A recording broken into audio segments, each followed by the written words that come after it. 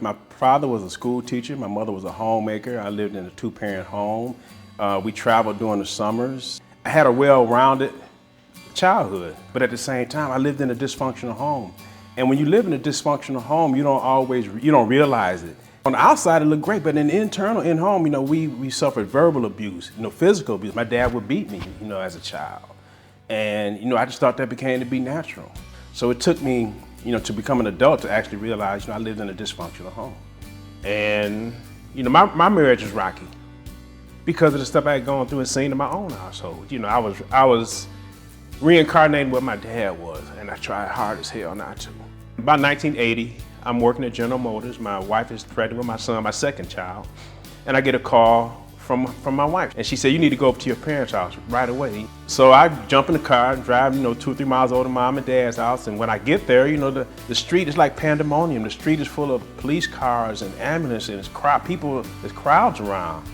And I didn't know why. Come to discover, my mom is sitting in the back of a police cruiser. And what's going on? So the police pulled me to the side. They determined I was the eldest son. They told me, said, well, your mom shot your dad. At that time, I was stuck with the dilemma of keeping my mom out of prison and burying my dad at the same time. Kept my mom out of jail. She never had to go to jail. So I was glad of that. I didn't want my mother to go to prison. I never, ever had one iota of anger toward her about that. I understood, because I lived in the household. And as I look back, I can see my life from that point took a spiral.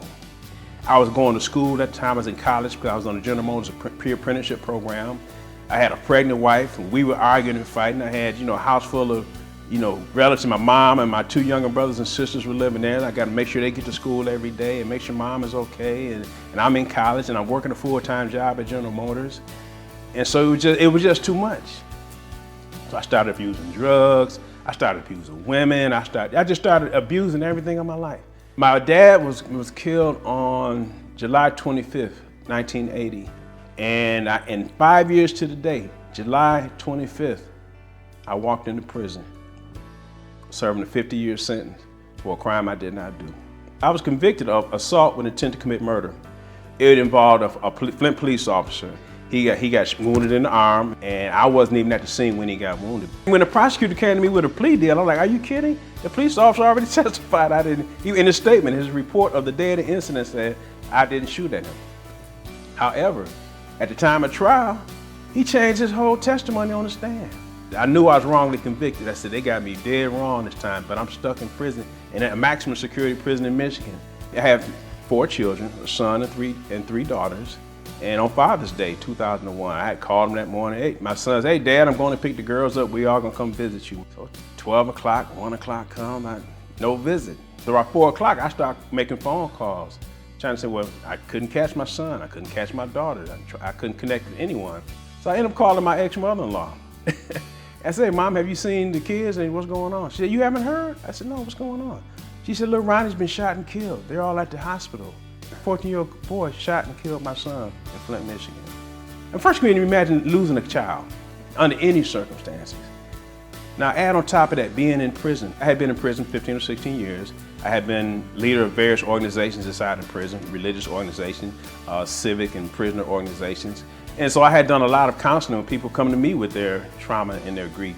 So when it came to my turn, I had to do it to myself. And I forgave the kid.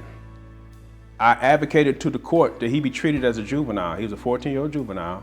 And it took some finagling because the prosecutors wanted to charge him as an adult. In Michigan, they give juveniles life without parole for murder. And I did not want to see that child in prison for the rest of his life without having a second chance. It was not going to bring my son back.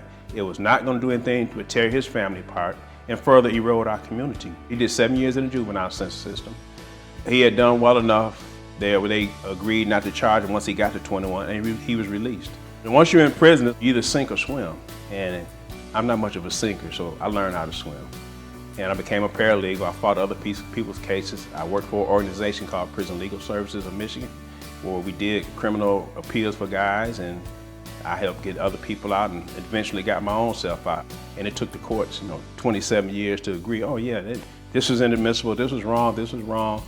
You were done wrong, we're gonna let you go. I'm not an angry man. I am more thankful and more grateful for my life at this point. The things I have now are the things that I prayed for while I was in prison. I had read a book by Dr. Naeem Akbar called Visions for Black Men. I was in prison for 5 years at the time, because it took me 5 years to work that initial anger off. You know, you do prison in stages, and my first stage I was angry. But I read that book, Visions for Black Men. It's a 90-page paperback, a small but powerful book. And reading that book was a turning point in my life for me. I stopped looking at myself and started looking at others. I became an advocate because I saw, you know, when I started being angry and I looked up, I saw the depravity going on in prisons. I saw the unfairness. I saw so many good people that had made bad choices and weren't going to be getting a second chance in life. You know, who doesn't want a second chance? Who doesn't deserve a second chance? You know, a child isn't born with hatred on his heart. A child isn't born knowing that I'm black and he's white, or you know, these racial divisions or these religious divisions or any of these superficial divisions that we use to divide ourselves, because there's only one race. It's the human race. Why can't we just treat each other as humans? And when I did that, it's like the whole world changed.